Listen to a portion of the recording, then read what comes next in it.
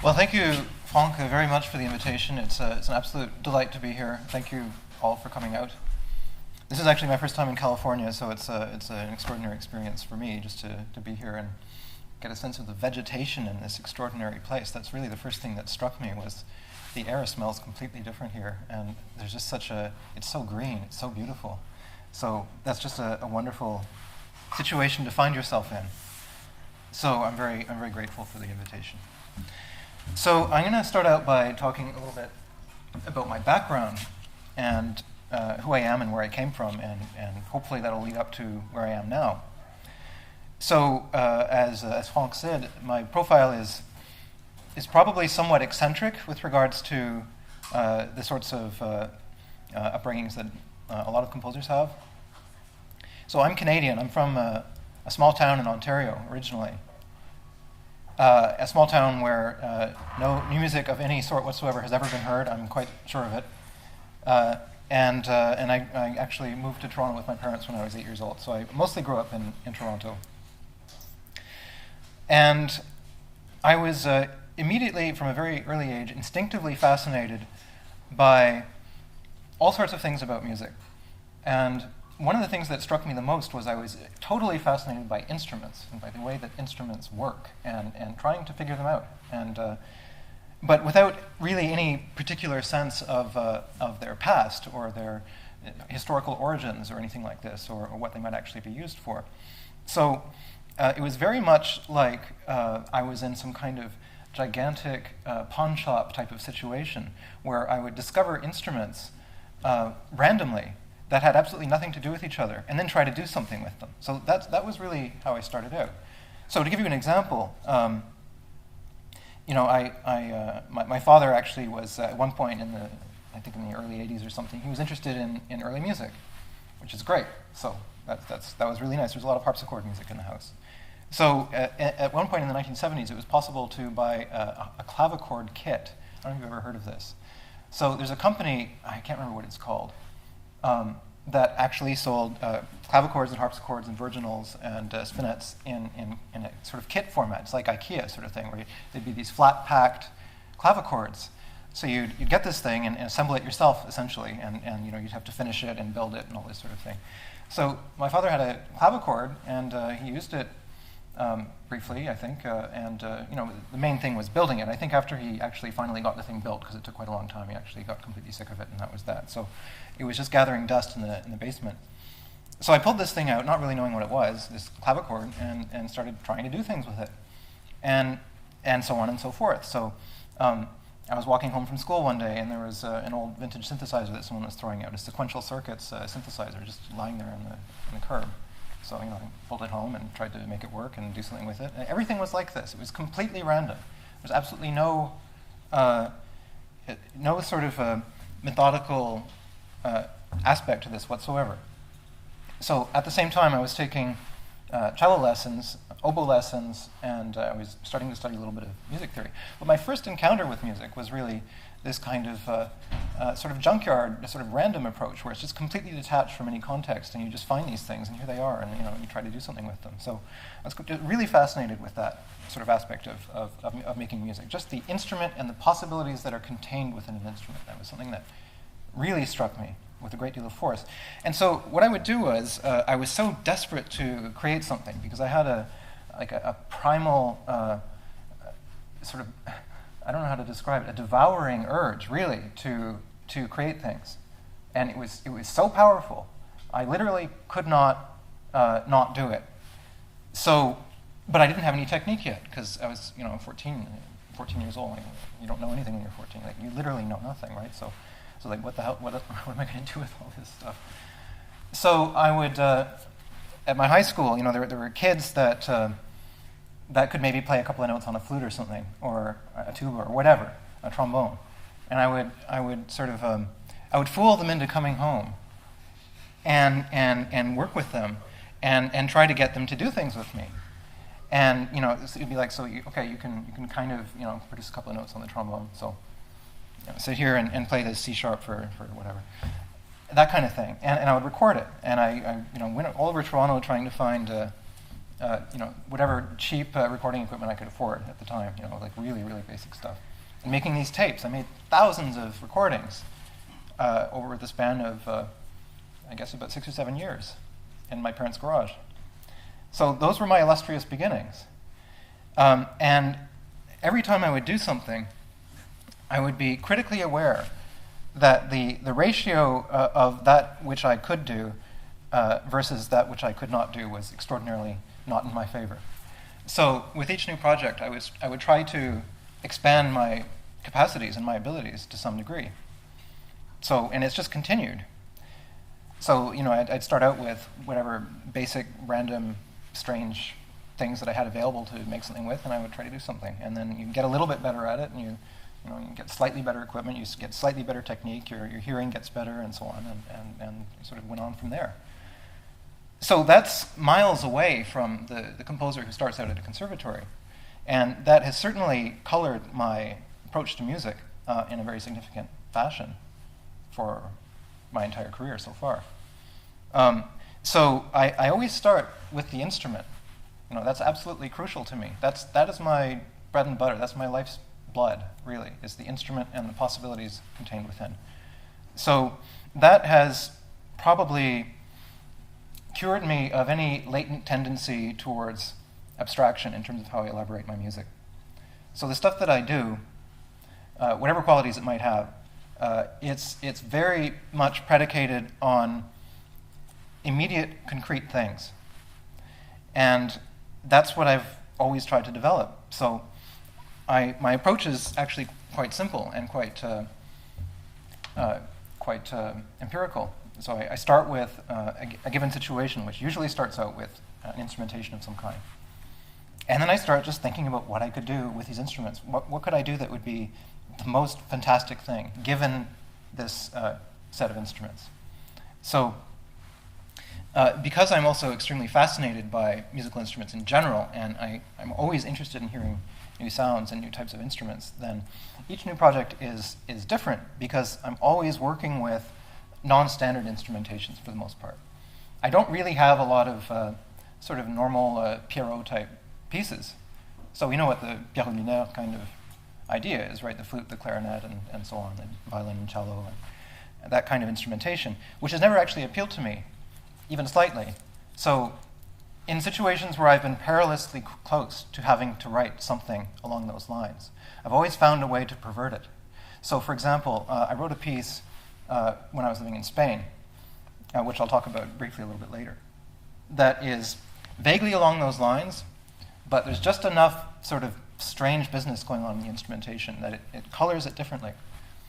And so sometimes it's a question of just changing one instrument, or instead of using the sort of ubiquitous B-flat clarinet, you write for an E-flat clarinet. It could be something really simple like that, but you find a way to create a timbral situation that is really unique and unusual.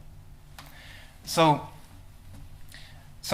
that's pretty much how I started, and I became completely obsessed with composition when I was around 18 or 19, and was desperate to find out everything that I could about it.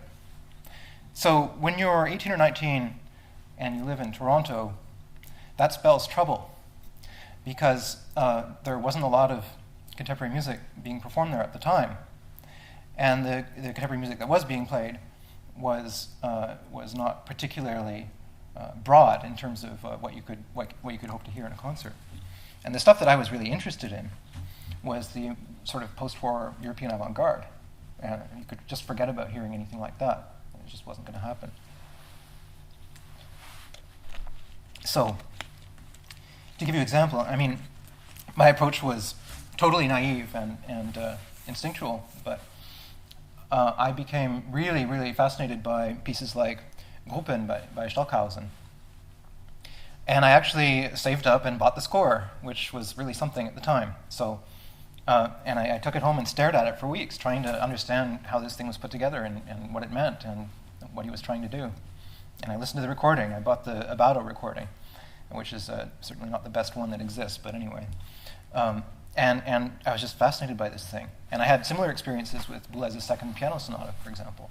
And a little bit later on, I discovered spectral music and things like that. And each time, it was like an industrial force magnet pulling me away towards something else, and I had to go. So I formulated this project very early on that I would have to leave, and I would have to go somewhere else. And that's a strange kind of compulsion.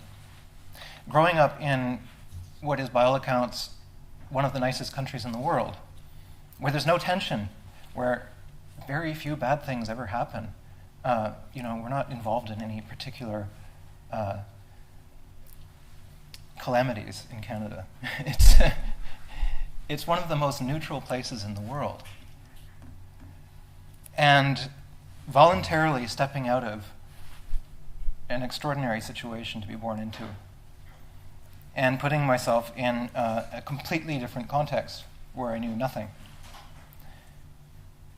And that was an absolutely unquenchable desire that I had. So it was difficult, but I had to do it. And so I showed up in France in 2003. I was 22 years old.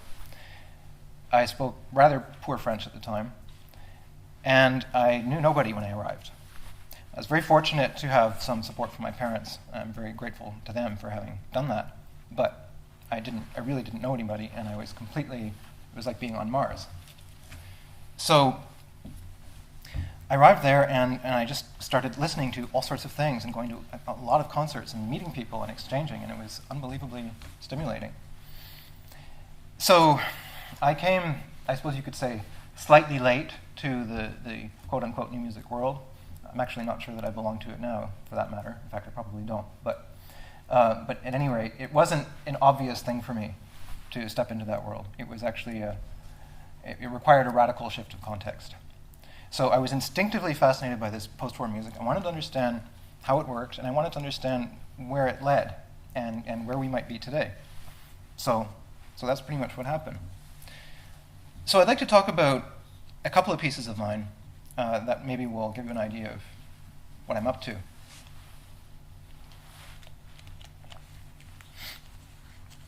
So I talked about how I have this fascination for unusual instruments.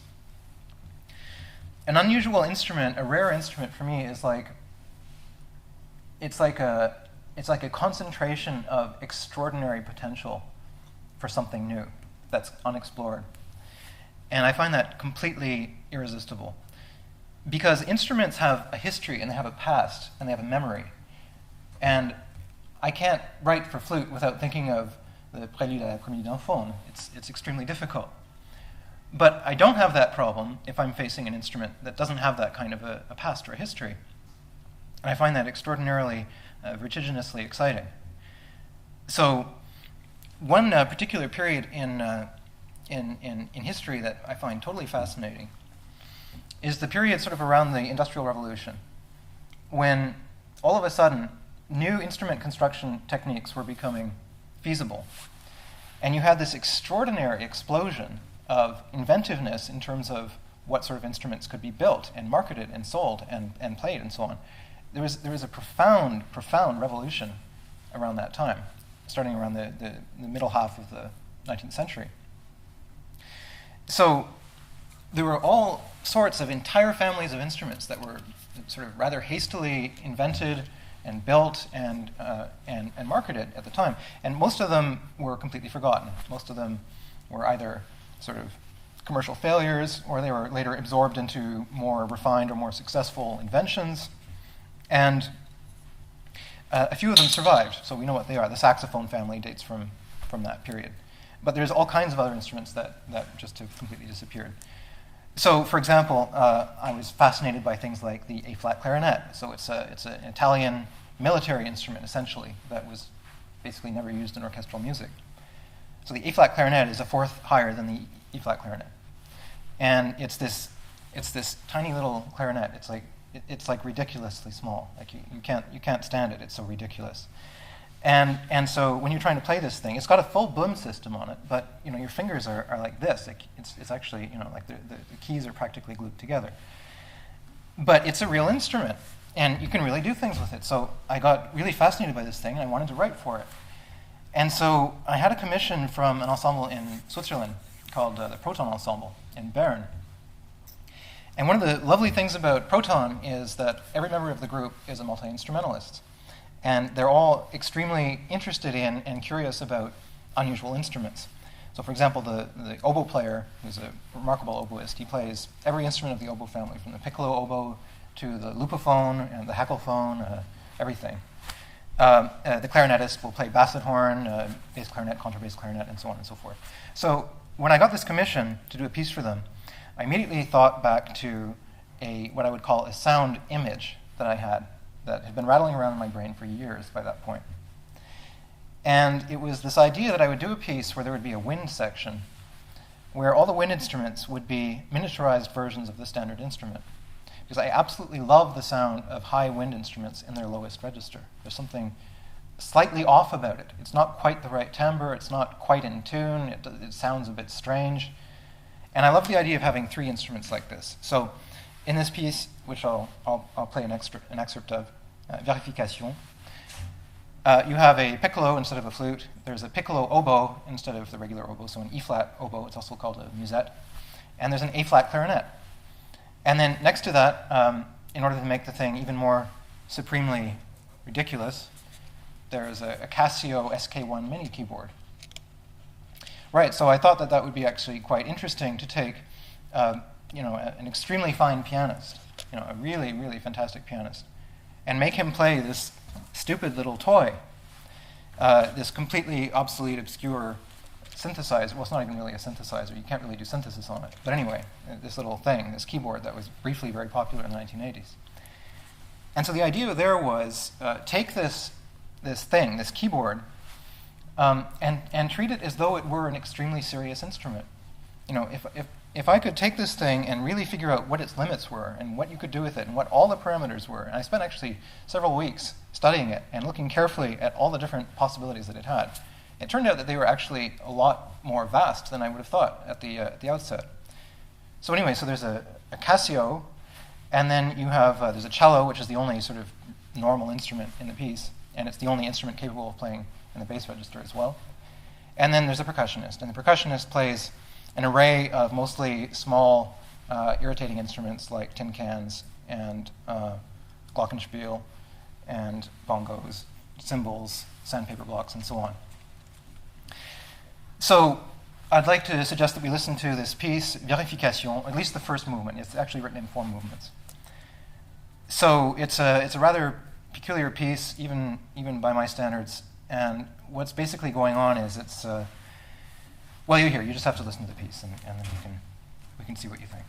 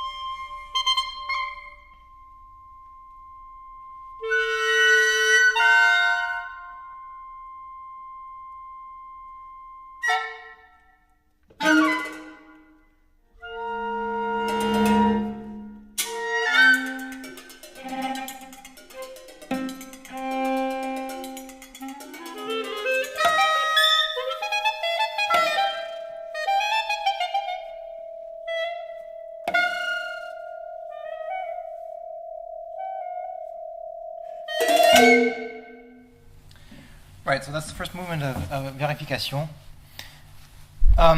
So one of the things that's extremely important to me, generally speaking, is to listen to the material that I'm working with.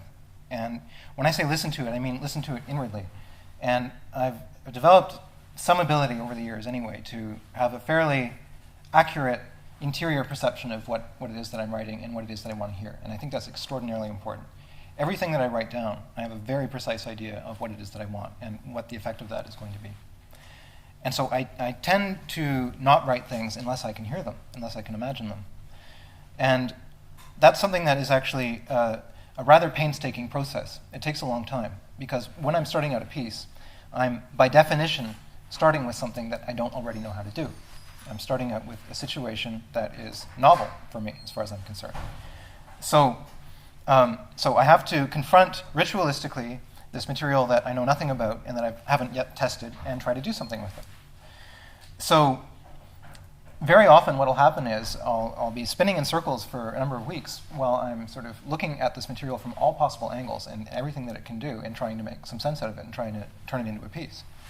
Very often it's as though I feel as though I were walking out onto a vast beach with all sorts of peculiarly shaped and colored stones, and sort of walking along, and every now and then one of them will sort of glint and catch your attention, and it'll have this extraordinary magnetism and significance and meaning, and you can't explain why that is. It's something that's located in you and in your perception. But occasionally that'll happen, and I'll be really struck by something, by a sound, a register, a particular type of articulation on a certain instrument at a certain dynamic level, and I'll try to do something with that. And all of my pieces grow in that manner from an extremely rudimentary starting point. So from that extremely basic beginning place, I try to put something together. So in the case of verification, it was really just a response to the sort of strangeness of these instruments and trying to do something with that. So I always start from the instrument. I try to explore its possibilities, and that has slowed down my production to a certain degree. Because, especially at the outset, I was writing these pieces that corresponded exactly to a very strong interior impulse of some kind. But these were pieces that there was absolutely no practical way to perform. So when I first approached Franck, I don't know if you remember, I briefly showed you a piece for heckelphone and two pianos, which is a completely insane and it's just an insane thing to do when you're 22 years old and you've just arrived in France and you're trying to meet people. It's like, here's this piece that's impossible to play, and that will, that there's a very strong chance will never be performed. But I had to do it because it was like I was seized by this strong inner image of a piece that I wanted to do. And so I always sort of function that way.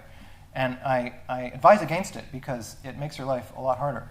But the upshot of it is that I have a catalog of pieces that, whether they're good pieces or terrible pieces, I don't know. But at least I know that they correspond to something deeply personal in the case of everything that I've tried to do. So I did that piece. It actually took 10 years to have it performed. But I'm happy, actually, that I did it. And I don't care that it took 10 years. What ended up actually happening with that was we did a CD at Radio France with Ensemble Proton about a year and a half ago. And that was just an obvious choice to put that piece on the disc. So we did, and we did a beautiful recording of it. And it's a piece I wrote when I was 22. It's not necessarily my greatest work, but I was so glad to be able to have a project like that and see it through, even if it took a really long time.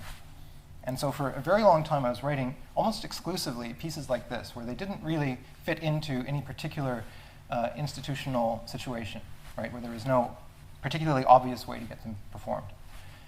So that probably slowed me down a little bit at first. But I really felt that I had to do that. And over time, I've gotten a little bit better at formulating projects that are feasible on a logistical level, but that also correspond to something that I really want to do. So what I've been preoccupied with over the past few years now, because my concerns have been evolving as a composer, which is just a normal state of affairs, I was teaching analysis for a few years in France. I had a position in Cambrai, which is a town in the north, near the Belgian border. And I had an extremely interesting experience with my students, because we were looking at all sorts of music from different historical periods. And one of the things we actually ended up looking at was the fünf Orchesterstücke by Schoenberg, the 5 orchestral pieces. And I thought, well, they're probably not going to like these pieces, but we'll try anyway, and we'll see what we can make out of them. And interestingly enough, I sort of assumed that the harmonic dimension of the piece would be a problem for them, because obviously, as I'm sure you're all aware, it's a piece that ruptures completely with tonality. And it's not a particularly easy piece to listen to. They didn't care at all about that aspect of the piece. They didn't even notice that it was atonal. It's an interesting thing, if you look at this sort of fin de siècle period, between late Romanticism and the beginnings of modernism, it's not always obvious what's a tonal piece and what isn't. So you have pieces that are nominally written in a key signature, but that are actually completely chromatic, and vice versa. So they didn't particularly care. It wasn't necessarily obvious to them on a purely harmonic level if you were to isolate the chords and compare them to, say, something like, like Wagner or I don't know, certain passages in late Mahler also are quite chromatic. That wasn't an issue. What was difficult for them was the absence of any kind of identifiable rhythmic pulse, the absence of identifiable rhythmic patterns. And I started thinking very carefully about this, and I realized that rhythm was actually probably the most immediate and possibly the most important parameter in music, at least as far as I was concerned. So up to that point, I'd done a lot of pieces that were somewhat abstract as far as rhythm went, or at least you wouldn't necessarily always have an identifiable pulse in them. You would hear gestures, you would hear shapes, but you wouldn't really hear periodic rhythms. And I got really interested in this, but at the same time, I really didn't want to write the sorts of rhythmic patterns that you get in a lot of Western sort of classical music that are really, if you boil it down, you have like maybe half a dozen extremely elementary dance rhythms, and that's where it pretty much all comes from. So I was interested in all sorts of rhythmic phenomena, and I was interested in finding a way to write periodic rhythms, but in a way that wasn't overly simple or overly obvious, and especially polyrhythms. So that's something that actually became a very considerable field of inquiry for me. So starting 3 or 4 years ago, I've written pieces that actually are consciously thought of in terms of the relationship between the material, the meter, the rhythm, and if I write, for example, a 7/16 bar, it has something to do with the way the pulses are divided up in that kind of a measure. So they're not simply abstract containers for X amount of seconds of music. They're actually metrical creations. So I would say that probably started towards the end of Verification, and it started to take off when I had a year of residency at the Casa de Velázquez in Spain, which was a very important year for me because I was actually temporarily free from all sorts of material concerns that normally haunt composers. So I spent the year thinking very carefully about what I could do, about what the next step would be, because I was extremely interested in finding ways to write music that would have nothing to do with development, for one thing, but that would nevertheless have a strong rhythmic component of some kind. And I wanted to know also how you could keep a piece going and keep the listener engaged if you didn't have either processes or directionality or development ideas. I didn't want any of that. I was interested in the material qualities of the sonic objects that I was dealing with. And so this piece was actually quite an important one for me. So the piece I'm going to talk about now is called À propos du concert de la semaine dernière, which translates as with regards to last week's concert, which is a strictly meaningless title. And I love meaningless titles, by the way, because they kind of open up your imagination, and you don't really enter the situation of hearing the piece with any kind of prejudice as to what you're going to get. So I prefer something that is bordering on incomprehensible to something that's like, I'll take you by the hand and we'll come here and I'll show you the forest sort of thing. So that's what I was trying to get at. So I'd like to play this piece, which dates from 2014. So you see there's all these tiny little rhythmic figures that are disposed sort of like in a mosaic. So you'll have one bar of one type of material and another bar of something unrelated, and so on and so forth. So it's all these materials that contrast with each other and don't necessarily relate to one another in a particularly organic manner, that are sort of shoved up against each other, as in a mosaic. And the rhythm of the piece and the form of the piece comes from the manner in which these different contrasts are managed over the course of the piece's duration. It's also a sort of small pocket concerto for piano and 7 instruments. So I'll play this piece. I've got one copy of the score, which I'll pass around if anyone wants to look at it.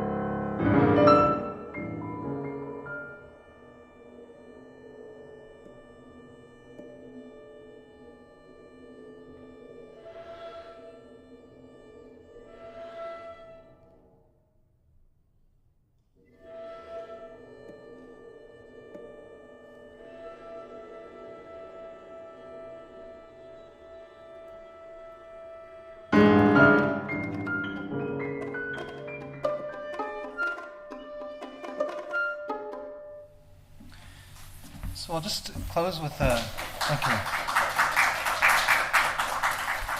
Oh, faithful few. I'll just close with a few remarks. One thing that I'm obsessively searching for is, I mentioned earlier the idea of this sound image. One thing that really strikes me is every now and then you'll hear a piece that strikes you with extraordinary force, such that if you only heard it once, and then thought back on it 5 years later, you would still be able to remember it. You would still remember the impression that it made on you. And that's actually a fairly rare thing.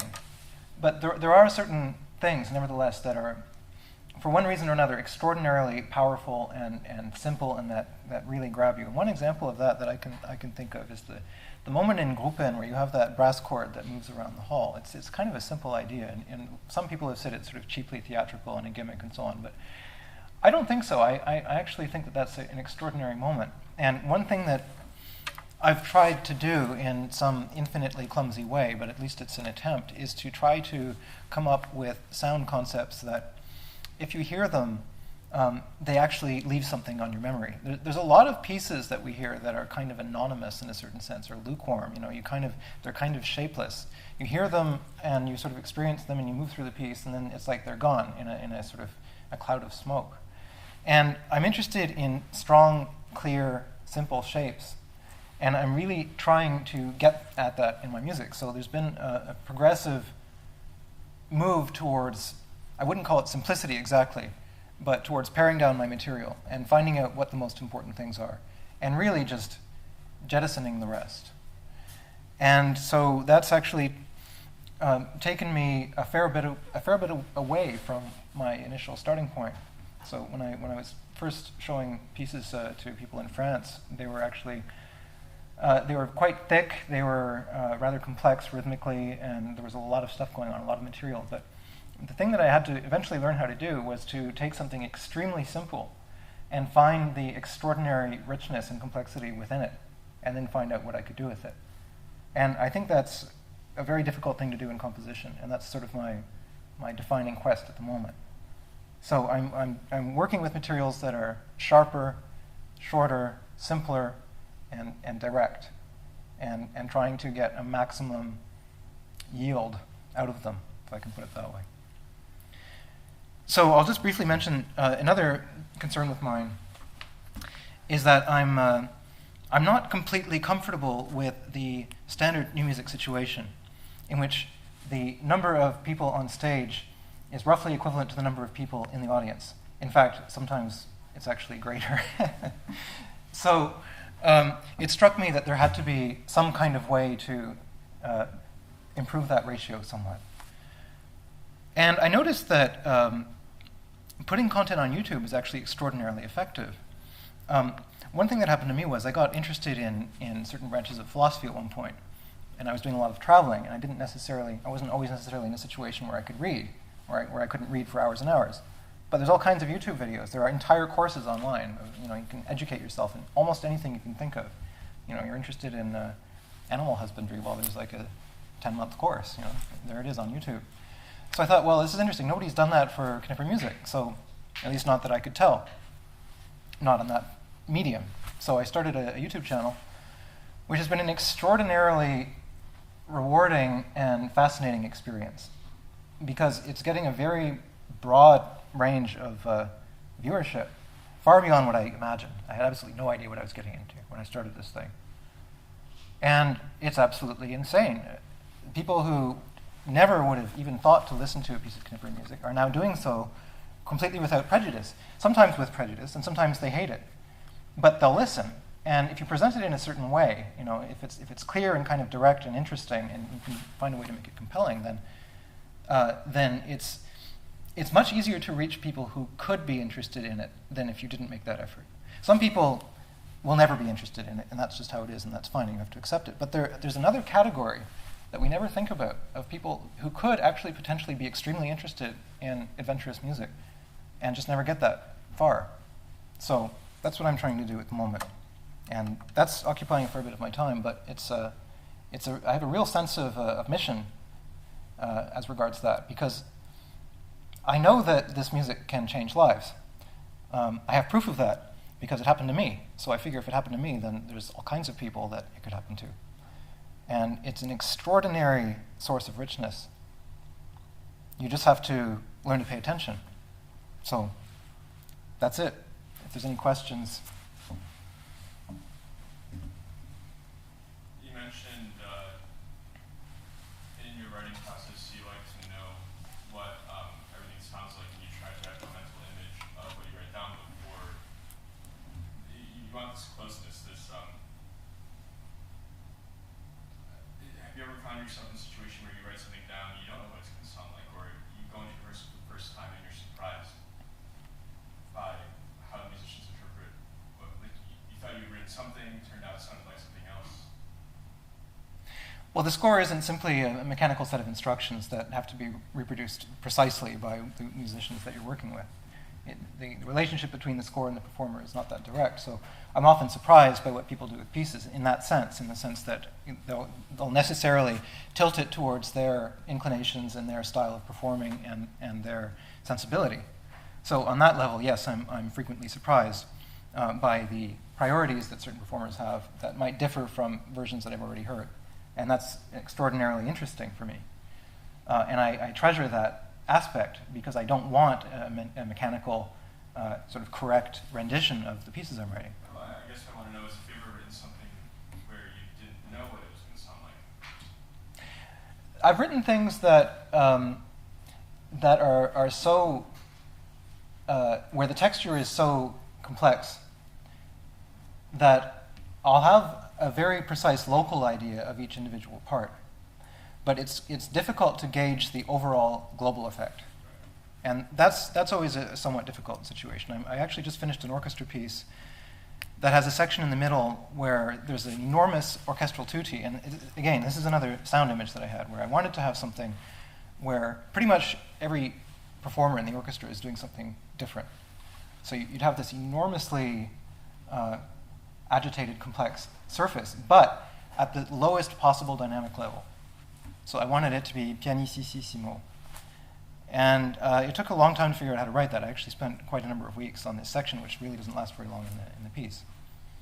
So I can't honestly say that I know precisely how that's going to turn out, because there are questions of instrumental weight, especially in an orchestral situation, that are, with the best ears in the world, it's difficult to know exactly, and also it'll change depending on the hall and depending on how large the orchestra is and things like that. But the other thing that I can say about that is when I started out, I was briefly sort of fascinated by this sort of constructivist idea that you get certainly in post-war music and serial music, and also to a certain degree in things like Ferneyhough and stuff like that, where you develop this elaborate pre-compositional strategy, basically, that gives you a situation that you have to react to. It's like you set up these constraints, and then whatever the constraints produce, you react to that. And so for a very brief period of time, I was actually interested in that, and interested in seeing if I could do something equivalent, because I'm also a poet, and I'm fascinated by constraints in poetry and in language in general, and the sort of extraordinary stimulation that can produce. When you impose an arbitrary restraint on your material, as something completely absurd, like I'm going to write a novel without the letter E, then you get a result that's completely unpredictable in a sense, because the system is going to generate a certain type of surface, regardless of what it is that you might be trying to do with it. So I thought it might be interesting to see if something analogous could happen in music. Is there an equivalent to that in music? And I was listening to a lot of this sort of post-war stuff. But I couldn't get it to work for myself. I just couldn't, and I tried actually. But it was completely alien to my way of working. So I was writing things where I would have some kind of system in place, or some kind of rhythmic grid of some kind, and then trying to build it up layer by layer and so on. And it just never worked. It never worked. Some composers can do it, and it can be like a native language for them. They can be very successful at it. In my case, it really doesn't work. The only thing that I've ever found that works is if I sit down and I close the door and I'm at my desk and I just listen. And that's the only thing that works. So I've stuck with that. But by that process, do you feel that you're limited by your own imagination? Like you can only write when you listen. Everything is still coming from you. So do you find any external forces coming in? Like you're a poet, are you inspired by? Do you work with text, or do you incorporate some sort of non-musical element into the process of composing? Yeah, all kinds of things. Absolutely. I'm fascinated by the visual arts. There are painters that I'm obsessed with. Painters that have actually shown me aesthetic dimensions that are so extraordinary that I can't help but be impacted by them. It's very difficult to transfer aesthetic experiences from one artistic domain to another. The thing about music is that it exists in time, and it's practically the only art form whose main medium is time, really. I guess you could make that argument for cinema, but it's not quite the same thing.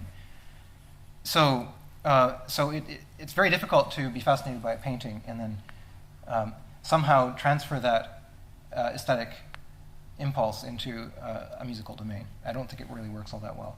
There are composers that are fascinated by architecture and quantum physics and what have you. And okay, why not? It's a big world. Why the hell not, right? But the problem is anything that isn't born in a temporal dimension on a certain level has no business being in music. That's really how I feel about it. It's very, very difficult to make that leap.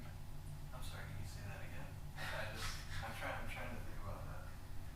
The temporal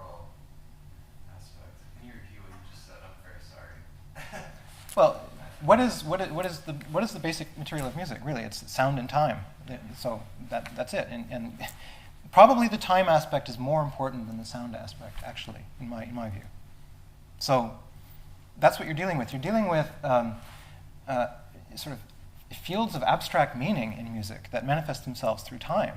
It's an extraordinary phenomenon, you know. And I can't really think of any music that doesn't engage meaningfully in some way or another with time. I really can't think of anything, you know. So I don't. It's very, very difficult to take things that are fundamentally not temporal experiences, like painting, which doesn't. I mean, I suppose you could say yes, the eye travels here and then there, and so there's a certain sequence in terms of how you actually view a painting. But fundamentally, it's not a temporal art. It's a plastic art. It's a static art.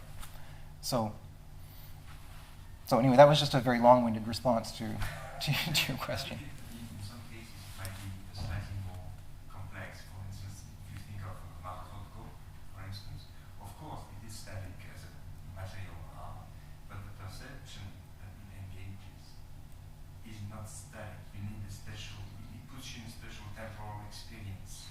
So the art itself is not temporal, it's true. The perception will be,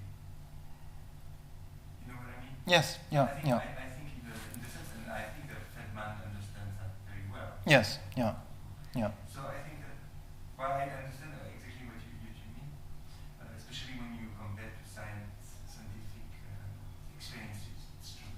But for literature, for instance, or for painting, sometimes you have a perception, especially for literature, which is, let's say, not the time maybe not as important, that's true.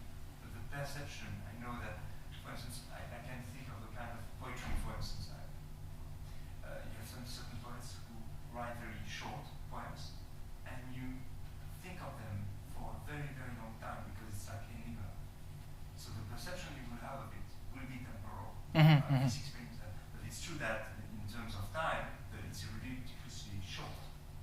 Yeah, well, that's a very good example. Actually, one thing that I frequently think of are the sort of early Webern miniatures. And these are extraordinary things. The bagatelles for string quartet, for example.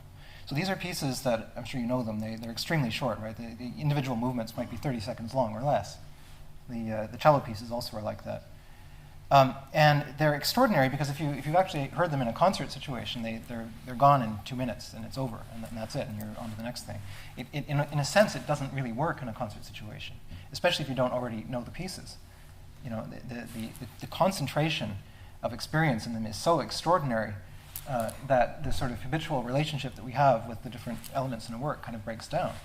But nevertheless, you can think about these pieces and they unfold in your mind over years in an extraordinary way. It's like Mallarmé in a sense, where you have this incredible compaction of signification in a very, very small space. And they sort of frustrate the normal manner in which we listen to music. But it's actually an extremely fascinating phenomenon. So, I mean, temporality obviously is an extremely vast and complex subject. I don't mean to simplify it, but I suppose what I'm trying to get at is that fundamentally the business of music is music, and I'm trying to deal with elements that are intrinsically musical. But of course, I have a rather wide-ranging practice. I'm a poet. I'm interested in all sorts of things. I'm fascinated by the arts, by architecture, by the world. I love to go out and see new places and meet people, and all of that obviously affects me. But it's far too complex for me to say in what way they affect me. I couldn't possibly tell you. All I know is that I move through the world, and my perception latches onto certain things. And why it latches onto those things instead of other things, I couldn't tell you. Why on earth an 18-year-old living in Toronto would become fascinated by Stockhausen? It's not an obvious thing. You know, most people don't have that experience. So why did that happen to me? I have no idea. So I'm not privy to that information. But you just go with it, and you figure out what's significant to you, what's meaningful, what manifests itself as something that you can't live without, and you follow it. And that's the way I've always worked with my music, for better or for worse. But one thing that I do find between your poetry and your music is this concentration of material that I think is very akin to poetry, and the economy of language that you have in your writing. In music that probably has, for me at least from the outside, a more obvious link to poetry. Right? Yeah, I think that's true. The stuff that I've published has been fairly condensed and very slowly worked on, and it matures in a very slow manner, like my music. I'm not someone who's capable of writing 10 pieces a year. I've never been able to do that. So I write all the time, and I work hard. I get up at 6 in the morning, and I work really hard, and I do a very solid work day every day. But I actually produce fairly little, considering the amount of effort I put in. And I think the reason for that is that my work, for whatever reason, needs to go through this lengthy maturation process. I don't know why that is. Some people are much more spontaneous, or their work manifests itself to them in a form that's maybe more easy to put into a piece. I don't know. But in my case, I'm rarely satisfied unless I'm able to take that time. It doesn't mean necessarily taking years to write a piece, although it could. What it tends to mean is that I usually write everything twice. So that's actually slowed down my output somewhat. I usually have to write the piece the first time to know what it is, because it's a process of discovery. I don't know what the piece is until I've written it. I discover it through the act of writing the piece. And then once that's done, and I have a certain degree of distance from it, and I've heard a few performances, then I can go back and have a different view on the material, a different understanding of what its possibilities are. And I might say, well, that section could have been a little bit longer, or this could have been more optimal, and I'll go back to it and I'll improve it. And so that certainly has slowed down my output somewhat. And it's the same thing in my writing as well. I mean, I've published 2 books so far, and each one took about 5 years. So I'm not in any hurry, but that's fine. I love the process. Thanks for the talk. It's great. I was drawn to your initial your interest in these sort of more rarer forms of instruments, like you mentioned the apple phone and the flugelphone and clarinets. And your experience working with some of these musicians that sort of specialize in that. I'm curious if the emphasis at a certain point shifts towards those particular people, and it arrives at a point where you can't necessarily distinguish between the person and this particular instrument that they're playing. Where you want to maybe perhaps just keep on writing for this person, for example. That's a great question. I do have that relationship with some performers, actually, where I have such a strong identification with their way of playing that I can't help but think of them if I'm working on a new piece. There's a few people, actually, that I can think of. But as regards the rare instruments, it's not quite that straightforward, because usually it's up to me to find a practical solution to have the piece played, because very often these instruments are not necessarily in circulation, or they're not easy to find. So in the case of the A-flat clarinet thing that I mentioned earlier, I actually wrote for that for the first time in 2004 in a quintet called Music with No Edges.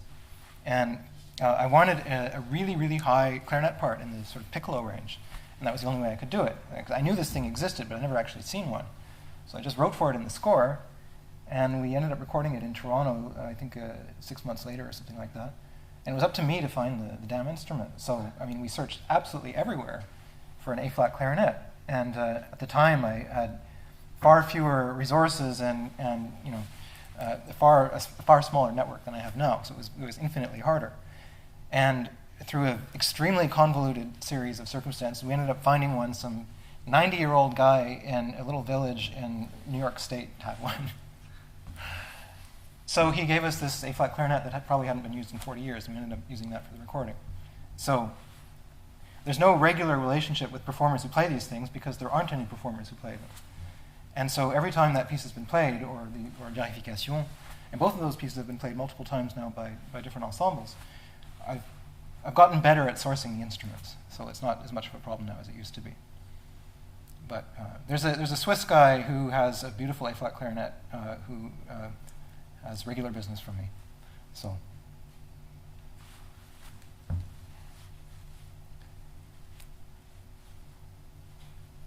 Maybe I have one question, but I don't know if I know almost the response, but I would like to you spoke a lot about, I think, as David pointed, your interest for different forms of, let's say, unusual colors and instruments.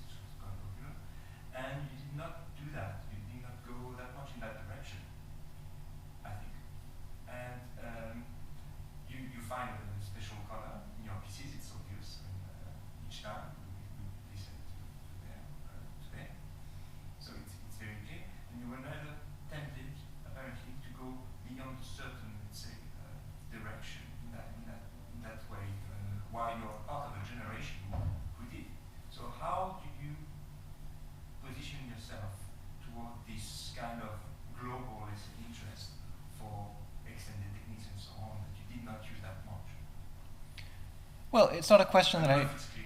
Yeah, no, it's very clear. It's not a question that I ask myself, because fundamentally I love pitch. And it's that simple. I love pitch. Yes, that's what It's not complicated. Some composers are able to do extraordinary things with almost no pitch content.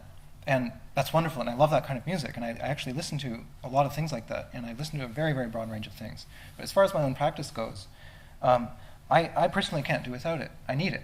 And, like everybody, I'm sure, well, not everybody, but like a lot of people from my generation and earlier generations, I grew up writing hundreds and probably thousands of chorales and fugues and things like this. And I developed actually a real love of pitch and the things that you can do with it. Now, obviously, my stuff is not involved in classical tonality, but the idea of conducting voices and having contrapuntal textures and having independent sort of layers going on in a piece of music is something that I'm really fascinated by. And I really see music as a collection of elements that you can't dissociate from each other. And I probably got that actually from Varese and also from Stravinsky to a certain degree, where you can't separate out the pitch from the instrument and the register, the dynamic level, the duration, the articulation. All of these things work together simultaneously.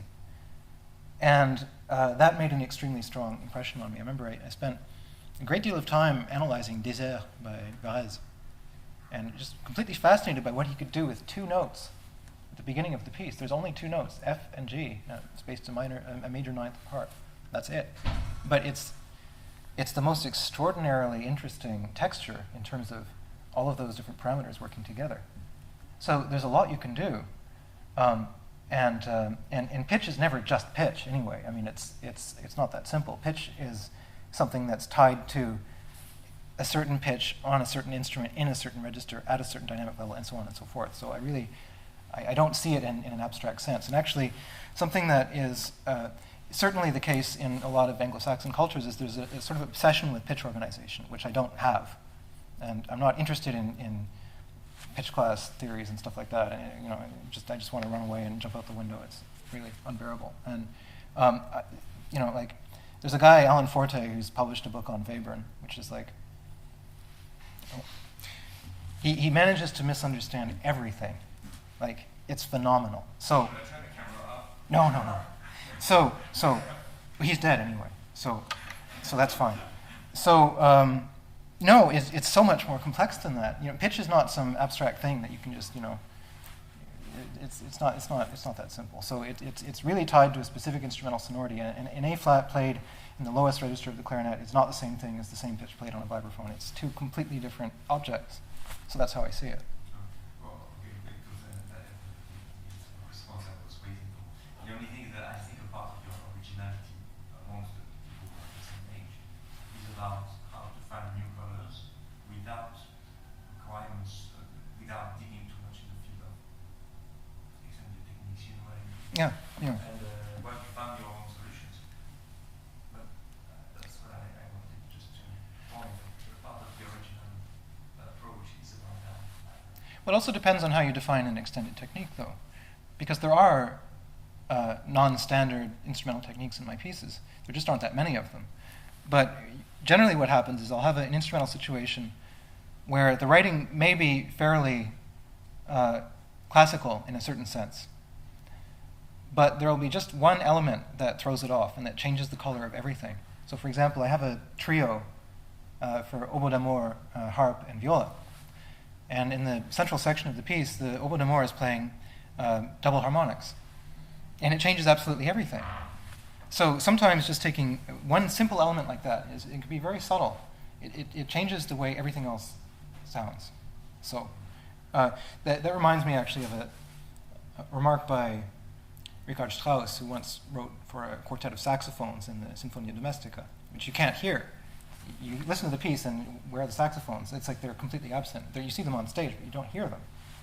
And someone asked him, why would you bother writing for 4 saxophones in this piece when there's 10,000 instruments on stage and you can't hear them anyway? And he said, well, I would know if they weren't there.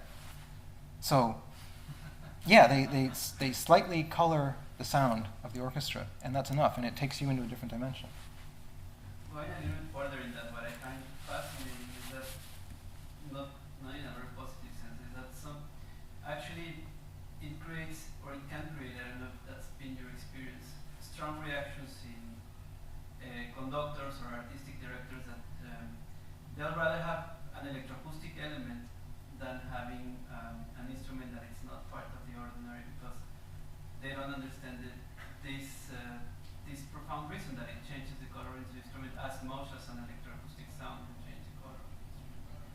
And it's considered more like a luxury or a special thing to request, a harpsichord in an orchestra or something like that. That's true. Yeah, there are real logistical problems involved in writing for these things, and I'm aware of that, and that's why it becomes my responsibility to find solutions when I write for these things. Sometimes the sort of threshold of what constitutes an unusual instrument is actually quite low for certain orchestras, right? So, for example, I did an orchestra piece last year where I needed a piccolo timpani and a 5-octave celesta. And I show up at the rehearsal, and there's a 4-octave celesta. Nobody says anything, and they're just playing it an octave higher. That really bugs me, because it's not impossible to get the correct celesta, but the idea that it wouldn't matter and that you could just play it, in a different register, that really bugs me.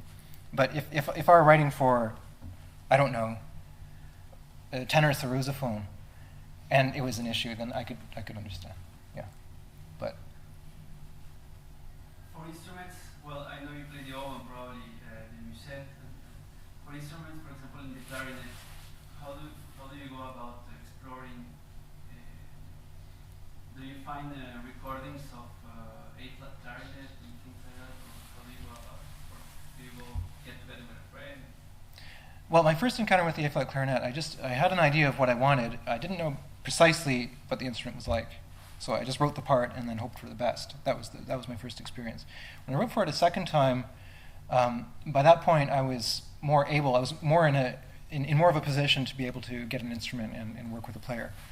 So I actually got a clarinetist, and it was at Darmstadt actually, and we had this clarinet, and we just took a few hours and just sat down with it and went over it. And I got him to play the most banal possible things, before even talking about multiphonics or quarter tones or anything like that. I just said, play me the Mozart clarinet concerto on the A-flat clarinet. And that was really interesting, because then you understand really all of the things that are wrong with that instrument very quickly. It's not in tune. There are certain key combinations that are extremely difficult. The registers are not equal. The high register is 50 cents higher than the low register, so you have to adjust it constantly. And that's actually, if you're dealing with these kinds of non-standard instruments, that can actually be an extremely interesting way to approach them, is take some really familiar object from music history and transpose it to that instrument and see what happens. So that actually taught me a lot more about what that instrument can and can't do and what its qualities are than if I had sat there, with like a book of 400 multiphonics and got him to play every single one. So, but there were some practical things in terms of working out glissando fingerings and stuff like that I had to work out. One last question about the piece that you just came to us, apropos. Mm-hmm. There is something I wanted to have you speak about. Was about the notion that I had when I was listening to this piece again, about something which has to do more or less, I guess, in my perception, with ornamentation. And you never speak about that. And I think that, well, let's say melodic writing, kind of special phrasing, I guess, kind of special breathing in what you're doing. I think it's original, so it's great. But I would like maybe you to speak a little bit about this notion of kind of ornamentation, because of course it's not ornaments necessarily on the page, but it has to do with a kind of rhythmic ornamentation, let's say. And I would like maybe to say a few words, or am I totally wrong? Well, that's just a function of harmonic rhythm. So very often what I do is I work with sequences of chords or harmonic materials. And usually, and especially more and more now, the harmonic rhythm is actually fairly slow. So that's one major difference between what I'm doing now and what I was doing 15 years ago, is my earlier pieces have an extremely fast harmonic rhythm. It's just constantly turning over all these chromatic pitches. So now I work with a much more restricted range of materials that I choose extremely carefully. and I tend to stay on each one for a longer period of time. So in order to constantly reactivate the listener's perception, and also the potential of the objects and the chords and the harmonies and so on, I have to have different strategies to do that. So one way of doing that is rhythmic variation.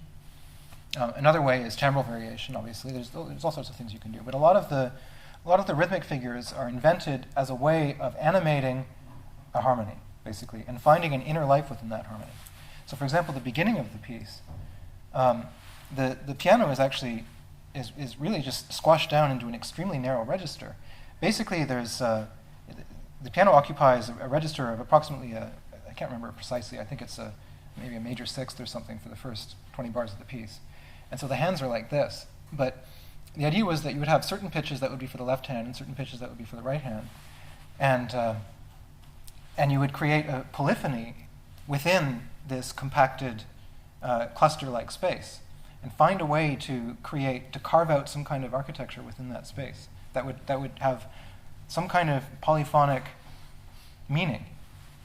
So basically it's about taking these spaces, these harmonic spaces, animating them, figuring out how long I need to stay on them, and figuring out how long it takes really to go through its potential until I need to go on to something else. And then the energies that creates also. Because I always want the piece to be pushing forward in some way or another. My pieces are not static. So they're not developmental and they're not process-based, but they're not static either. They have a certain forward momentum to them that I always try to have. So it's important to build that dynamism into the material somehow so that it's always pushing on to the next thing.